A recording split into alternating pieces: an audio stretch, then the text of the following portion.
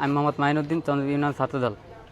আমার বিরুদ্ধে যে রায় সাহেব যে একটা অভিযোগ করা হয়েছে, জামাতের সভাপতি এবং জামাতের যুব সংগঠনের যে এসিলেন স্যারের স্বাক্ষর জাল করে যে ব্যক্তি 96 একর জমিনের দাবি করছিল, সেই লোক আর জামাতের আমির আমার বিরুদ্ধে একটা অভিযোগ দায়ের করেছে। এটা সম্পূর্ণ মিথ্যা ভিত্তিহীন।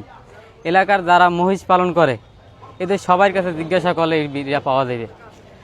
আমাদের চন্দ্রদ্বীপ ইউনিয়নের বাহির সাইডে উত্তর পাশে একটা চর আছে, লালচর এবং লালচর, যার অর্ধেক অংশ কেশবপুর ইউনিয়নের, অর্ধেক অংশ আমাদের চন্দ্রদ্বীপ ইউনিয়নের। কিন্তু আমাদের চন্দ্রদ্বীপ ইউনিয়নের মানুষজন যে জমিটা আছে ওই জায়গায় আমরা মহিষের ঘাস খাওয়াই, আর মমিনপুরের আওতায় যেটা আছে ওইটা তারা চাই পায়। তা আমরা প্রথম দিন যেদিন ওদের চাই পাতা ছিল, প্রথম দিন মহিষ পালন নামানোর জন্য যে নামাইছিলাম, ওই সময় প্রথম দিনই ওদের 3 থেকে 400 বাঁশের চাই ভেঙে ফেলাইছে। তো ওইটা জরিমানা বাবদ ওই জায়গার যে স্থানীয় গণ্যমান্য ব্যক্তি আনিস ভাই এবং রুবেল ভাই, আর আমাদের এই জায়গায় 1, 2, 3 নংয়ের ওয়ার্ডের সংরক্ষিত আসনের মহিলা মেম্বার, তার স্বামী মোস্তফা ফকির এবং জামাল মাঝি, তারা সমন্বয়ে একটা সালিসি হয় যে ওইটা সম্পূর্ণ জরিমানা তো কেউ দিতে পারবে না, মহিষ যার মহিষ আছে সবাই মিলামিশা একটা যে কোনো একটা নির্ধারিত অ্যামাউন্ট তাদেরকে দিম। এই বাবদ প্রত্যেক মহিষ মালিকের কাছ থেকে একটা নির্ধারিত টাকা ধইরা, যার যে কটা মহিষ ওই হারে টাকা ধইরা আমরা 50,000 টাকা উঠাইয়া 51,000 টাকা উঠছে, 50,000 টাকা তাদেরকে দিছি ওই আনিস এবং রুবেলের মাধ্যমে ওই চাইয়ালা করে। কিন্তু এই বিষয়টা তারা ওই যারা অভিযোগ করছে তাদের নাই একটা মহিষ, নাই একটা গরু, নাই ওই জায়গায় 5 কাঠা জমিন রাখা, কিন্তু তারা এইটা ওই চাঁদাবাজি বা বিভিন্ন অপকর্মের দিয়া আমার পূর্বে শত্রুতার করিয়া আমার হয়রানি করতেছে।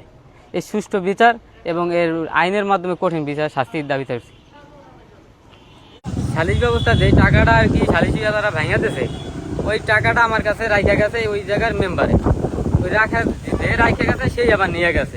কিন্তু এই টাকাটা ওই 1 নং ওয়ার্ড রায় সাহেবের জামাতের আমির সোহাগ এবং যুব ফেডারেশন যুব জামাতের সেক্রেটারি সাইফুল শরীফ, এরা ওই টাকাটার সাথে 50,000 টাকার সাথে আরো 1.5 লাখ টাকা দাবি করে আমার কাছে 2 লাখ টাকা চাইতেছে, যে ওই 2 লাখ টাকা আমাদের দাও, আমি ওই চাইয়ালা করে লাগে দিয়া পারি, না দিয়ে পারি তোমাকে মহিষের ঘাস খাওয়ানোর ব্যবস্থা করে দেবো। এই 1 কথা 2 কথায় বাগবানিত হওয়ানে আমার বাবার পিছন থেকে আলামিন নামে এক লোক পিছন থেকে কোপ দিয়েছে। সে এখন বাউপাল স্বাস্থ্য কমপ্লেক্সে ভর্তি আছে, আপনারা দেখেন। এবং এই কোপ কী কারণে দিয়েছে এবং আমার বাবার রক্ত কী কারণে ঝরলো, এই সঠিক তদন্ত এবং সঠিকভাবে বিচার ব্যবস্থা যেন করা হয়, এর আপনাদের দাবি।